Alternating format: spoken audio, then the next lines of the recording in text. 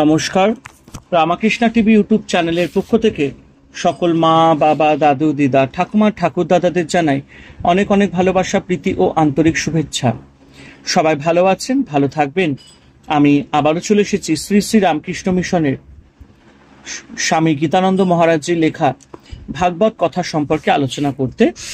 আজকে আমরা আলোচনা করব 19 নম্বর অধ্যায় দাম বন্ধন লীলা। এবং শুরু করার আগে একটাই কথা বলবো, যারা যারা আমার ভাগবত কথার আগের ভিডিও বা এপিসোডগুলো দেখা মিস করেছেন, অবশ্যই রামাকৃষ্ণ টিভি ইউটিউব চ্যানেলের প্লে লিস্ট ভাগবত কথাতে যাবেন এবং আগের ভিডিও বা এপিসোডগুলো দেখে নিতে পারবেন। তো চলুন, আজকের আলোচনা হচ্ছে 19 নম্বর অধ্যায় দাম বন্ধন লীলা। এখানে মহারাজজি বলছেন, মানে স্বামী গীতানন্দ মহারাজজি বলছেন, আগে বলা হয়েছে যে ব্রজ রমণীরা প্রায় প্রত্যেক দিনই যশোদার কাছে এসে তার পুত্রের ক্ষীর ননি চুরি করা এবং নানা প্রকার দৌরাত্মের কথা বলতেন। ব্রজ রমণীরা যে রাগ করে অথবা যশোদার কাছে নালিশ করবার জন্য ওইসব কথা বলতেন তা নয়। কৃষ্ণ যে তাদের ঘরে গিয়ে চুরি করে খায় কিংবা নানা দুরন্তপনা করে, এতে তারা মোটেই অসন্তুষ্ট নয়, বরং চৌর্য চাতুর্য দেখে তারা অতিশয় আনন্দিতই হন। তবে যে তারা যশোদার কাছে কৃষ্ণের কীর্তির কথা বলেন, তার কারণ হলো এই যে গোপীরা কৃষ্ণের কথা বলতে ও শুনতে বড় আনন্দ পান।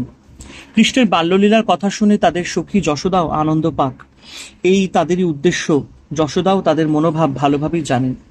একদিন যশোদা মনে মনে ভাবলেন, আমার কৃষ্ণ প্রতিবেশীদের বাড়ি গিয়ে চুরি করে কেন খায়? আমার ঘরে তো ক্ষীর ননির অভাব নেই, তবুও কেন সে অপরের বাড়ি গিয়ে চুরি করে খায়?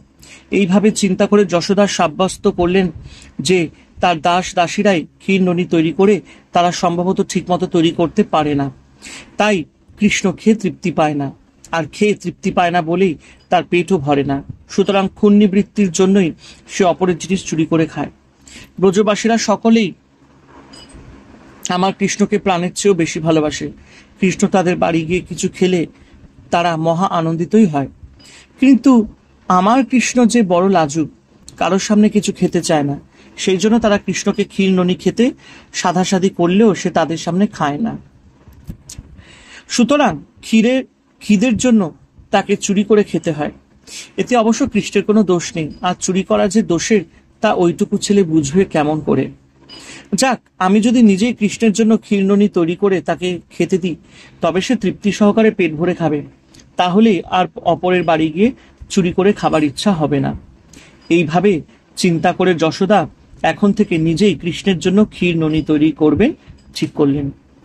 সুখদেব শ্রীকৃষ্ণের বাল্যলীলা বলতে গিয়ে পরীক্ষিতকে বললেন, একদিন নন্দরাজ গৃহে দাসদাসীরা গৃহকাজে অন্যত্র ব্যাপৃত থাকলে নন্দপত্নী যশোদা নিজেই দধিমন্থন করতে আরম্ভ করলেন। প্রশ্ন করা যেতে পারে যে যশোদা তো ঠিক করেছেন যে তিনি নিজেই কৃষ্ণের জন্য ক্ষীর ননি প্রভৃতি তৈরি করবেন। সুতরাং গৃহদাসীরা কর্মান্তরে নিযুক্ত থাকলে যশোদা নিজেই দধিমন্থন করতে আরম্ভ করলেন। এই কথা বলার সার্থকতা কোথায়? যেন গৃহদাসীরা কর্মান্তরে নিযুক্ত না থাকলে যশোদা নিজে দধিমন্থন করতেন না। ব্যাপারটা হচ্ছে এই যে যশোদা তো ঠিক করলেন তিনি নিজেই কৃষ্ণের জন্য ক্ষীর ননি তৈরি করবেন, কিন্তু পরিচারিকেরা কিছুতেই রাজমহিষীকে ওইসব কাজ করতে দিতে চায় না। তারা যশোদাকে বলে, আমরা এত দাসদাসী থাকতে তুমি রাজরানী স্বহস্তে ওইসব কাজ করবে, তা কি হয়? আর আমরাই কি তা হতে দিতে পারি? প্রাণ থাকতে আমরা তোমাকে ওইসব পরিশ্রমের কাজ করতে দেব না। কোমল প্রাণা যশোদাও তাদের প্রাণে কষ্ট দিতে পারে না, ফলে যশোদা আর নিজে ক্ষীর ননি তৈরি করার সুযোগ পান না। তাই যশোদার মনে একটা অতৃপ্ত বাসনা থেকেই যাচ্ছে। ভালোবাসার স্বভাবেই এই যে ভালোবাসার পাত্রকে স্বহস্তে সেবা করতে চায়, অপরকে দিয়ে সেবা করে তৃপ্তি হয় না। সুতরাং বাৎসল্য ভাবময়ী যশোদা পুত্রের সেবার জন্য ব্যাকুল আগ্রহে অপেক্ষা করে থাকেন। যশোদা ভাবছেন বটে যে পরিচারিকেরা ঠিকমতো ক্ষীর ননি তৈরি করতে পারে না, তারই জন্য কৃষ্ণ পেট ভরে খায় না এবং অপরের বাড়ি গিয়ে চুরি করে খায়। কিন্তু আসলে ব্যাপারটা তা নয়। ব্রজরাজ গৃহের পরিচারিকরা সকলেই কৃষ্ণকে নিজের সন্তান, নিজের প্রাণের চেয়েও বেশি ভালোবাসে। তাদের হৃদয় কৃষ্ণের প্রতি বাৎসল্যভাবে পূর্ণ। সুতরাং নিজেদের তৃপ্তির জন্যই তারাও প্রাণপণে সর্বদা কৃষ্ণের সাক্ষাৎ সেবা করার জন্য লালায়িত। অতএব তাদের তৈরি ক্ষীরননী ভালো নয় আর যশোদার তৈরি ক্ষীরননী ভালো, এ হতেই পারে না। তবে যে যশোদা ওই রকম ভাবেন, তার কারণ বাৎসল্য প্রেমের দুর্নিবার উচ্ছ্বাস। নিজের হাতে তৈরি করে কৃষ্ণকে খাওয়াবার জন্য তিনি ব্যাকুল হয়ে ওঠেন।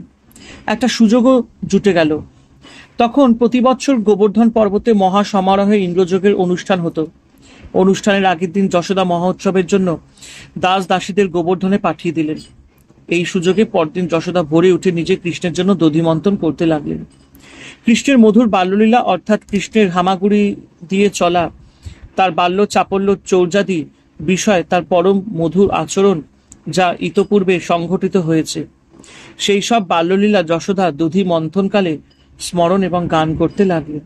কৃষ্ণের জন্মের পর থেকেই গোপীরা সম্ভবত কৃষ্ণলীলা গান ছাড়া আর কোনো গানই গাইতেন না।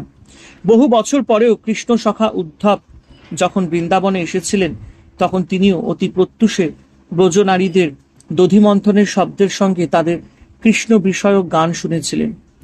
যশোদা স্বহস্তে কৃষ্ণের জন্য দধিমন্থন করছেন, মনে কৃষ্ণের বাল্যলীলা চিন্তা এবং মুখে কৃষ্ণ গান করছেন, অর্থাৎ কায়মনো বাক্য সবই কৃষ্ণে নিবন্ধ হওয়াতে যশোদা এক অনির্বচনীয় আনন্দ অনুভব করতে লাগলেন। যাদের কায়মনো বাক্য ভগবানে একতানতা লাভ করেনি, অর্থাৎ একযোগে ভবমুখী হয়নি, তাদের পক্ষে ভগবানের তন্ময়তা লাভ করা সম্ভব নয়। তাদেরই কাছে ভগবান নিদ্রিত। কিন্তু ভক্তের সমস্ত কাজ, সমস্ত চিন্তা, সমস্ত কথা যখন একমাত্র ভগবত বিষয় নিবন্ধ থাকে, তখন ভগবান সেই ভক্তের কাছে জাগ্রত হয়ে ওঠেন। সাধারণ মানুষ যাদের কায়মনো বাক্য একযোগে ভগবানমুখী হয়নি, তারা শত ডাকলেও ভগবান তাদের ডাকে সাড়া দেন না। কিন্তু যশোদার সমস্ত মন প্রাণ ইন্দ্রিয় তো কৃষ্ণ অভিমুখী। তাই কৃষ্ণ ঘুম থেকে উঠে নিজেই দধিমন্থন রত জননীর কাছে গিয়ে উপস্থিত হলেন এবং দধিমন্থনের দণ্ড চেপে ধরে তাকে দধিমন্থন করতে বারণ করলেন। উদ্দেশ্য, তাকে এখন কোলে নিতে হবে। সন্তান তো। পুত্রের আগ্রহ দেখে যশোদা তাকে সাদরে কোলে নিয়ে স্তনপান করাতে লাগলেন। এতে কৃষ্ণের যেমন আনন্দ, তেমনি বাৎসল্য প্রেমময়ী যশোদারও আনন্দ। একের আনন্দ অপরের আনন্দের পরিপূরক। স্তনপানে ও স্তনদানে যখন দুজনেই আনন্দ সাগরে ভাসছেন, সেই সময় হঠাৎ যশোদার নজরে পড়ল চুলার উপর দুধ উদ্বেলিত হচ্ছে। তাই তিনি হঠাৎ কৃষ্ণকে কোল থেকে নামিয়ে দেখে দুধ রক্ষা করতে চলে গেলেন। এখন প্রশ্ন হলো এই যে বাৎসল্য প্রেমময়ী যশোদা সচিদানন্দ বিগ্রহ কৃষ্ণকে স্তনপান করাচ্ছিলেন। যদিও যশোদা কৃষ্ণের স্বরূপ সম্বন্ধে অবহিত ছিলেন না, তবুও তিনি তো গর্গাচার্যের কথায় বুঝেছিলেন কৃষ্ণ সামান্য বালক নয়, মহাপুরুষ। তাছাড়া কৃষ্ণ যে যশোদার প্রাণের চেয়েও প্রিয়, সেই প্রাণপ্রিয় কৃষ্ণকে তিনি সামান্য একটি দুধ রক্ষা করবার জন্য ক্ষুধার্ত অতৃপ্ত রেখেই চলে গেলেন। যশোদার কাছে কি কৃষ্ণের চেয়েও দুধ রক্ষা করাই বড় হলো? সামান্য কিছুটা দুধ না নয় হয় নষ্টই হতো। গোপরাজের গৃহে কি দুধের অভাব? সুতরাং ওইভাবে কৃষ্ণকে ক্ষুধার্ত অতৃপ্ত রেখে চলে যাওয়া কি যশোদার ঠিক হয়েছে? যারা কর্মী, তারা যাগ যজ্ঞাদির দ্বারা সর্বকর্মফলদাতা ভগবানের প্রীতি বিধান করে স্বর্গাদি ভোগ্য বস্তু কামনা করেন এবং সেই সবের ভোগেই মত্ত হয়ে থাকেন। যারা জ্ঞানী, তারা নীতি বিচার করে নির্বিকল্প সমাধিতে নিমগ্ন হয়ে থাকেন। যারা যোগী, তারা অষ্টাঙ্গ যোগ সাধনার দ্বারা পরমাত্মার সাক্ষাতে সচেষ্টন হয়। দেখা যাচ্ছে এরা কেউই ভগবানের সাথে ভালোবাসার সম্বন্ধে আবদ্ধ হন না। একমাত্র ভক্তই ভগবানের সেবার জন্য তার সাথে একটা ভালোবাসার সম্বন্ধ স্থাপন করে নেন, অর্থাৎ ভগবানের সেবাই তাদের কাছে মুখ্য। ভগবান মুখ্য নয়। সুতরাং ভগবানের সাথে এক লোকে বাস মানে সালোক্য, তার কাছাকাছি থাকা, সাযুজ্য ইত্যাদি সেই সব ভক্তের পছন্দ নয়। তারা কেবল ভগবানের সেবা করতেই চান, তাতেই তাদের আনন্দ, তাতেই চরম প্রাপ্তি। ভগবানকে ত্যাগ করলে যদি তার সেবা হয়, তবে তারা ভগবানকে ত্যাগ করেও কুণ্ঠিত হন না। প্রেমময় ভক্ত সেবা ভুলে কখনো ভগবানের আত্মহারা হন না। তারা নিজেরা দুঃখ স্বীকার করে এবং ভগবানকেও কষ্ট দিয়ে তার হিত সাধন করেন। যেমন তেতো ওষুধ খেতে ছেলের কষ্ট হবে জেনেও তার রোগ মুক্তির জন্য মা তাকে তেতো ওষুধই খাওয়ায়। এই পরিপ্রেক্ষিতে যশোদা কৃষ্ণকে ত্যাগ করে দুধ রক্ষা করতে গিয়ে ঠিকই করেছিলেন, কারণ ওই দুধ খেয়ে কৃষ্ণ হৃষ্টপুষ্ট হবে। হৃষ্টপুষ্টই হবে। যশোদা কৃষ্ণের সেবার জন্য কৃষ্ণকে ছেড়ে গিয়েছিলেন। এতে তার নিজের এবং কৃষ্ণের যতই কষ্ট হোক না কেন তিনি তা ভ্রুক্ষেপও করেননি। কৃষ্ণ সেবাই তার জীবনের মুখ্য উদ্দেশ্য। এদিকে আচম্বিতে কোল থেকে নামিয়ে দেওয়াতে কৃষ্ণের কি অবস্থা হলো, তার তখনও পেটেও ভরেনি, স্তনপানের পিপাসাও মেটেনি। তাই প্রথমে কৃষ্ণের খুব রাগ হলো। কোল থেকে নামিয়ে দেওয়াতে কৃষ্ণ অত্যন্ত ক্রুদ্ধ হয়ে স্ফুরিত অরুণ অধর দংশন করে কাঁদতে কাঁদতে একটি নোড়া দিয়ে দধির ভাণ্ড ভেঙে দিলেন এবং অন্যত্র গিয়ে নবনীত খেতে লাগলেন। ভাগবত কথার এই শ্লোকের কৃষ্ণের এক অতি অপরূপ ছবি এঁকেছেন। শ্লোকটি হল, সংজ্ঞাত কোপ স্ফুরিতারু নাধরং সন্দস্য দদ্ভির্দধীমন্থ ভাজনম ভিত্তা মৃষা সুদর্শদর্শনঃ রহো জঘাসো হয়ঙ্গর মন্তর গত। প্রথমে কৃষ্ণের রাগ হলো। রাগে তিনি অধর দংশন করে শিশুদের মতো একটু কেঁদে নিয়ে পাথর দিয়ে দধিভাণ্ড ভেঙে সেখান থেকে সরে পড়লেন এবং দূরে গিয়ে সদ্য তোলা মাখন খেতে লাগলেন। চুলো থেকে দুধ নামিয়ে যশোদা এসে দেখলেন দধিভাণ্ড ভঙ্গ, সর্বত্র দধি ছড়িয়ে পড়েছে, মাখনের পাত্র শূন্য, আর কৃষ্ণ পালিয়েছে। এই দেখে যশোদার রাগ তো হলোই এবং বরং একটু হেসে ভাবলেন ছেলেটা বড় দুষ্টু হয়েছে। কিন্তু সে গেল কোথায়? যশোদা দেখলেন অধোমুখে অবস্থিত উৎকুলের উপর বসে কৃষ্ণ শিকা থেকে নবনীত নিয়ে বানরদের খাওয়াচ্ছেন। আবার চুরি করছে বলে সে সভয় এদিক ওদিক দেখছে, পাছে কেউ দেখে ফেলে। যশোদা ভাবলেন কৃষ্ণ দিন দিন অশান্ত হয়ে উঠেছে, একে এখনই একটু শাসন করা দরকার। প্রতিবেশী রমণীরা অনেক দিন থেকেই আমায় বলছে যে কৃষ্ণ তাদের বাড়ি গিয়ে মাখন চুরি করে খায় এবং নানা উৎপাত করে, কিন্তু তাদের কথা আমার বিশ্বাস হতো না। ভাবতাম তারা পরিহাস করে এই সব কথা বলছে, কিন্তু আমি তো আজ নিজের চোখেই কৃষ্ণের সব কীর্তি দেখলাম। সুতরাং আজই একটু একটু করে ওকে শাসন করব, তাহলে সে শান্ত হয়ে যাবে। এইসব ভেবে যশোদা একটি লাঠি নিয়ে আস্তে আস্তে কৃষ্ণের পিছনে গিয়ে উপস্থিত হলেন। যশোদাকে আসতেই দেখে বানরেরা সব পালিয়ে গেল। ওদের পালাতে দেখে কৃষ্ণ পিছন ফিরে লাঠি হাতে মাকে আসতে দেখে ভয় চম্পট দিলেন। কৃষ্ণ ছুটে পালাচ্ছেন আর মা যশোদা লাঠি হাতে তার পেছনে ধাওয়া করছেন। মানস চোখে এই অপরূপ দৃশ্য দেখে সুখদেব বলে ওঠেন, কি আশ্চর্য!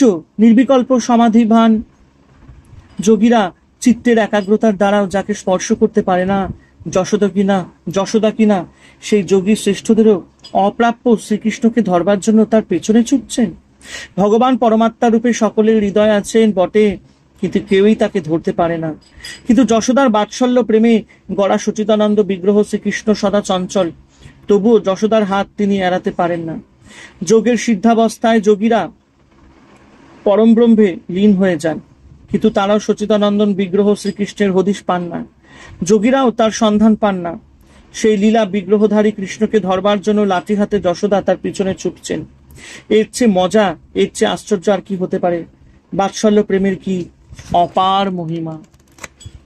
কৃষ্ণ মায়ের ভয় পালাচ্ছেন আর যশোদা তাকে ধরবার জন্য পেছনে পেছনে ধাওয়া করছেন আর মাঝে মাঝে শাসাচ্ছেন, আজ তোর দুষ্টুমির উচিত শাস্তি দেব। কৃষ্ণ ছুটছেন, সুতরাং যশোদার সাধ্য কি তাকে ধরেন? হঠাৎ যশোদার মনে হলো কৃষ্ণের পা তুলোর চেয়েও নরম। সে নরম পা নিয়ে কৃষ্ণ আমারই ভয় ছুটছে, না জানে কৃষ্ণের পায়ে কতই ব্যথা লাগছে। হায় হায়, আমি কি করলাম? আমার ওই জন্য আমার প্রাণপ্রিয় কৃষ্ণ কষ্ট পাচ্ছে। সঙ্গে সঙ্গে যশোদার গতি মন্থর হয়ে গেল। কি আশ্চর্য, কৃষ্ণ আর ছুটতে পারলেন না। যশোদা তখন তাকে ধরে ফেললেন। ব্যাপারটা হচ্ছে এই, যতক্ষণ যশোদা কৃষ্ণকে ধরবার জন্য ছুটেছিলেন ততক্ষণ তিনি নিজের শক্তির উপর নির্ভর করেই ছুটছিলেন।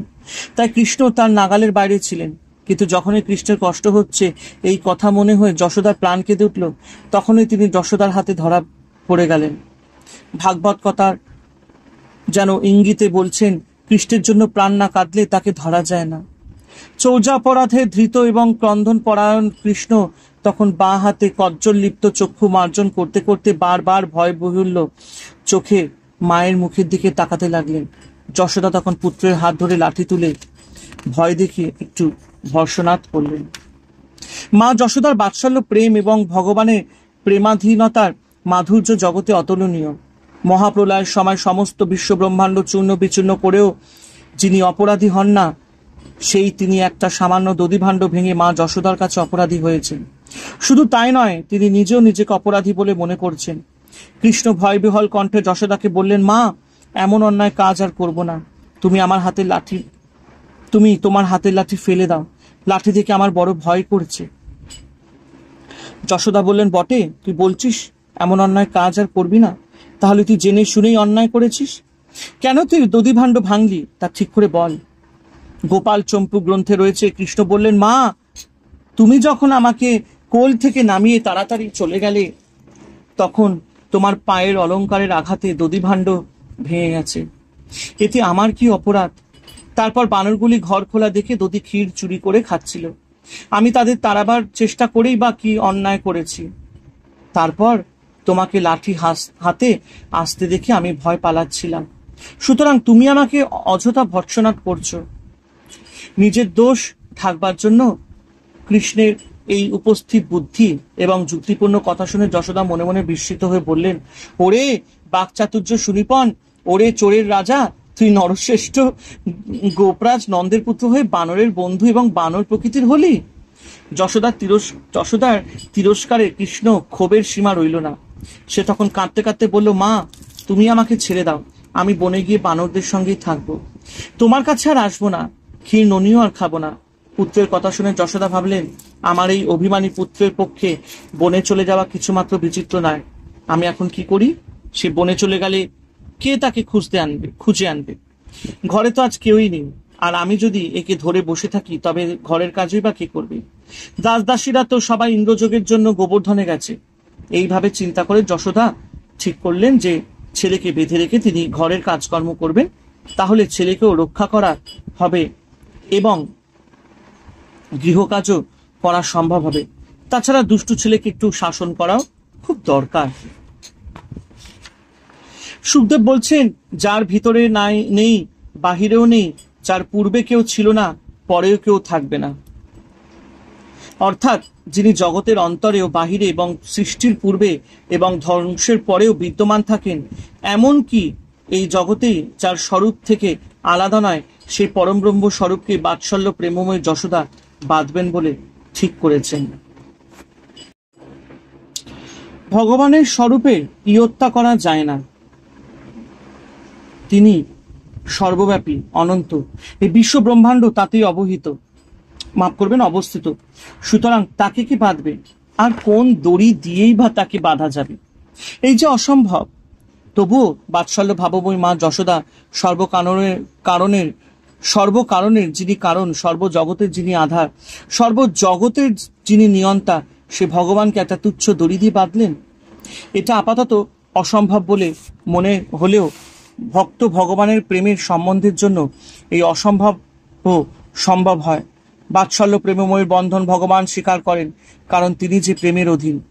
যশোদা সেই অব্যক্ত সমস্ত ইন্দ্রিয়ের অগোচর নরাকৃত পরমব্রহ্ম স্বরূপ শ্রীকৃষ্ণকে বাৎসল্য প্রেমের নিজের পুত্র বলে মনে করে প্রাকৃত জীবের মতো দড়ি দিয়ে খুলে বাঁধলেন।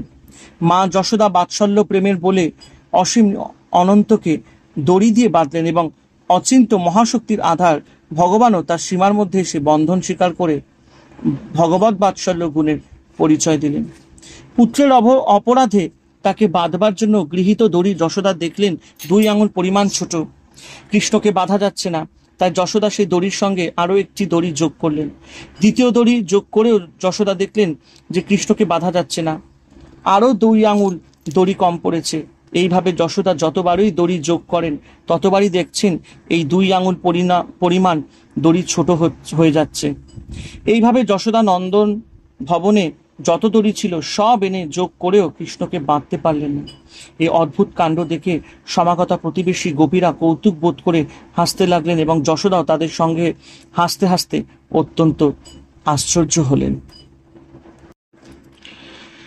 কথা হচ্ছে ওই ভোরের প্রতিবেশী গোপীরা কোথা থেকে এলো। যশোদা এখন কৃষ্ণকে বাঁধতে উদ্যত হলেন। আর এখন আর উপায়ন্তর নেই দেখে কৃষ্ণ ব্যাকুল হয়ে চিৎকার করে মা রোহিণীকে ডাকতে লাগলেন।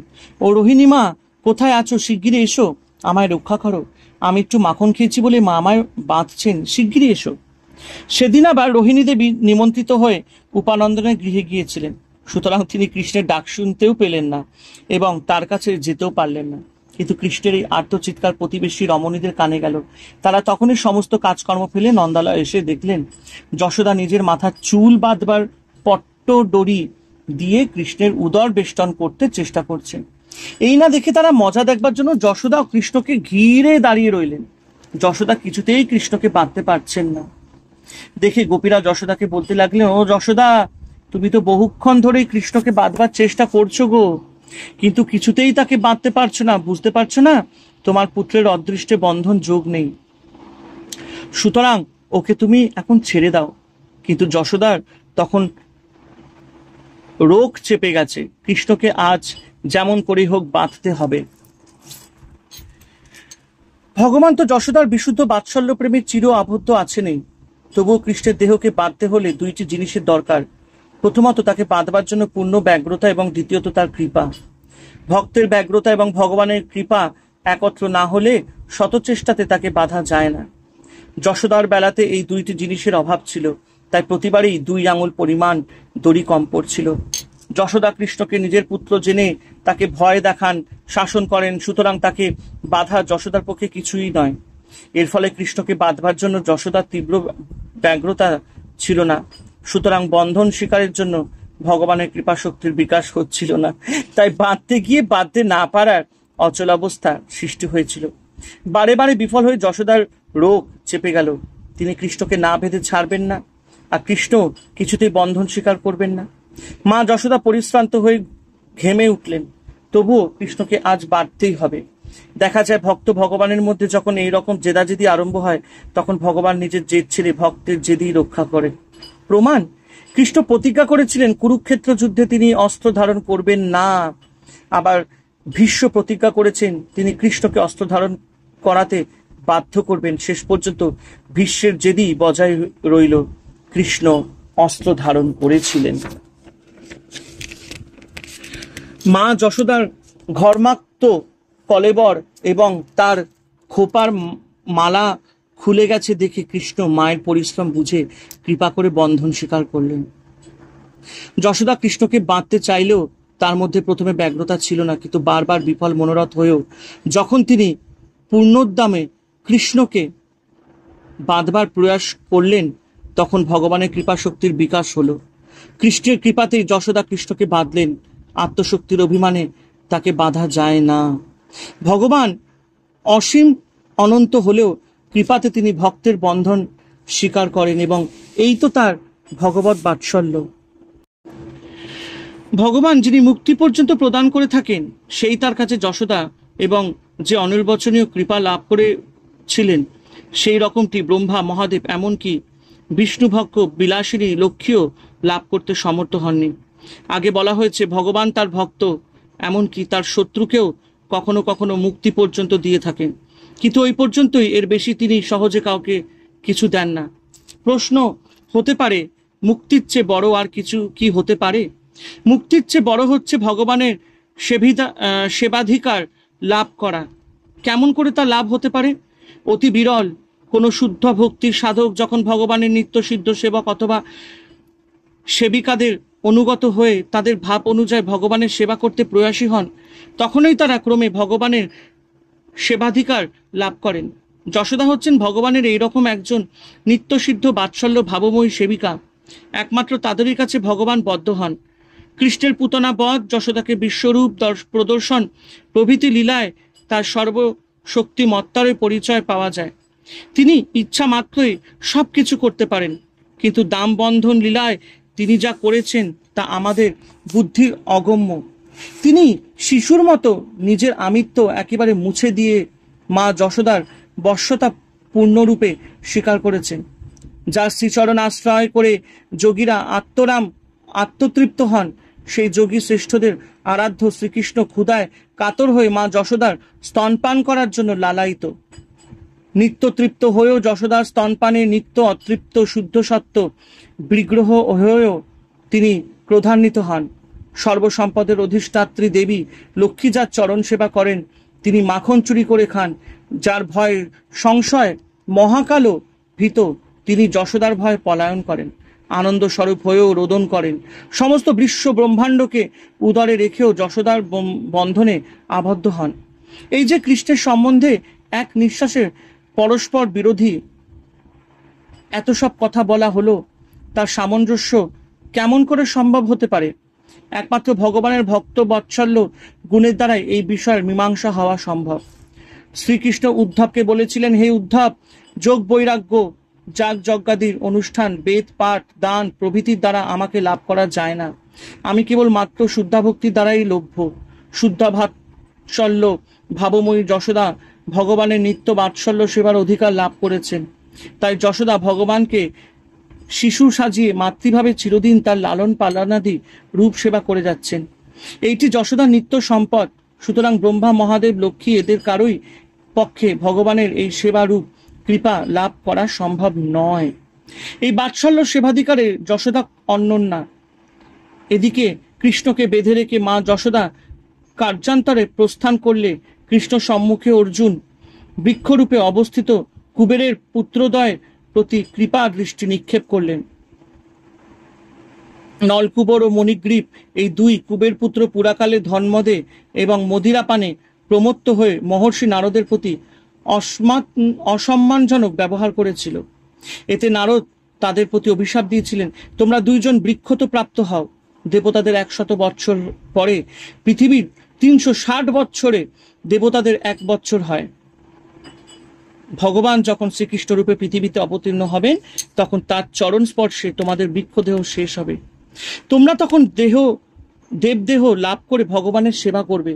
তখন থেকে বৃক্ষরূপী নলকুবর ও মণিগ্রীব গোকুলে শ্রীকৃষ্ণের আগমনের আশায় অপেক্ষা করছিল। শ্রীকৃষ্ণ তখন নারদের বাক্য সত্য প্রতিপন্ন করার জন্য বদ্ধ অবস্থাতেই হামাগুড়ি দিয়ে উৎকলটিতে পেছনে টানতে টানতে সে অর্জুন বৃক্ষ দুইটির মধ্যে সংকীর্ণ পথ দিয়ে অপর দিকে চলে গেলেন। তিনি বৃক্ষ দুইটির মাঝখান দিয়ে চলে যেতেই উৎকলটি তেরোচ্ছা হয়ে বৃক্ষ দুইটি আটকে গেল। কৃষ্ণ তখন উৎকলটিতে সজোরে আকর্ষণ করতেই সেই অতি প্রাচীন বিশাল অর্জুন বৃক্ষ দুইটি বিকট শব্দ করে মাটিতে পড়ে গেল। সে বৃক্ষ দুইটি থেকে তখন যক্ষ কুমারদ্বয় জ্যোতির্ময় মূর্তিতে বেরিয়ে এসে বাল্যলীলারসে আবিষ্ট শ্রীকৃষ্ণকে প্রণাম করে তার স্তব করতে লাগলেন। হে কৃষ্ণ, হে বাল্যলীলা বেশে উৎকল আকর্ষণকারী, আপনি অচিন্ত ঐশ্বর্যবান, আপনি জগতের আদি, সর্বজীবের অন্তর্যামী যে পুরুষ, সে আপনারই অংশ। তত্ত্বজ্ঞ ব্যক্তিরা কার্য কারণাত্মক জগৎকে আপনারই অধিষ্ঠান বলে ধ্যান করে থাকেন।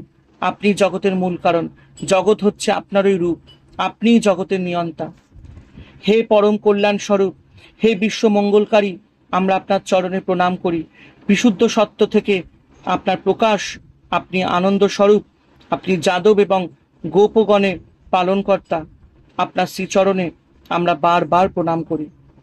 নলকুবর ও মণিগ্রীব স্তব করে বলছেন, নমো পরম কল্যাণ মৎস্য কুর্ম বরাহ প্রভৃতির অবতারে আপনি জগতের মঙ্গল করছেন বটে, কিন্তু এবার আপনি জীবের পরম কল্যাণ করবেন।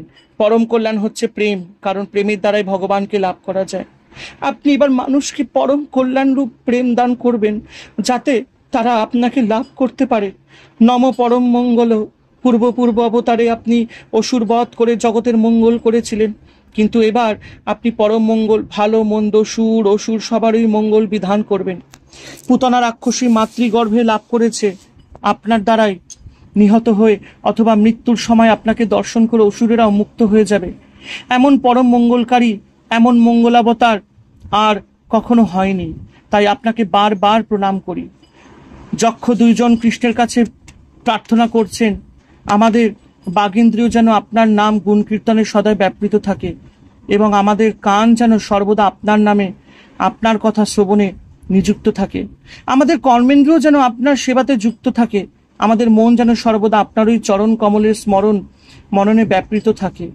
আমাদের মস্তক যেন আপনার নিবাস স্বরূপ জগতের কাছে সর্বদা নত থাকে, অর্থাৎ আপনি অন্তর্যামী রূপে সবারই হৃদয় অধিষ্ঠিত আছেন।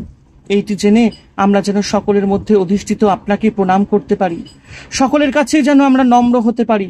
আমাদের চক্ষু যেন সর্বদা আপনার ভক্তদের এবং আপনার শ্রী বিগ্রহ দর্শনে লিপ্ত থাকে, অর্থাৎ আমাদের সমস্ত ইন্দ্রিয় এবং মন যেন সর্বদা আপনারই কথায়, আপনারই সেবায়, আপনারই লীলা চিন্তায় বিভোর থাকে। আমরা যেন কখনো আপনাকে ছাড়া না হই। সুখদেব বললেন, হে পরীক্ষিত, নলকুবর ও মণিগ্রীব এইভাবে কৃষ্ণের স্তুতি করলেন এবং ভগবান গোকুলেশ্বর উৎকুলে বদ্ধ অবস্থাতে একটু হেসে তাদের বললেন, তোমাদের কথাই আমি জানি, অভিশাপের মধ্য দিয়ে তোমরা আমার পরম ভক্ত নারদের কৃপা লাভ করেছ। সুতরাং এখন তোমরা আমার চিন্তা করতে করতে স্বধামে প্রস্থান করো। তোমরা ভক্তি লাভ করেছ, তোমাদের আর কখনো পতনের ভয় থাকবে না। ভগবানের এই কৃপাদেশ পেয়ে নলকুবর ও মণিগ্রীব তখন উৎকলে বদ্ধ শ্রীকৃষ্ণকে পরিক্রমা করে এবং বারবার তাকে প্রণাম করে উত্তর দিকে নিজেদের আবাস অভিমুখে চলে গেলেন। এদিকে নন্দ প্রভৃতি গোপগণ অর্জুন বৃক্ষের পতনের ভীষণ শব্দ শুনে ভাবলেন যে গোকুলে হয়তো আবার কোনো অসুরের উৎপাত আরম্ভ হয়েছে।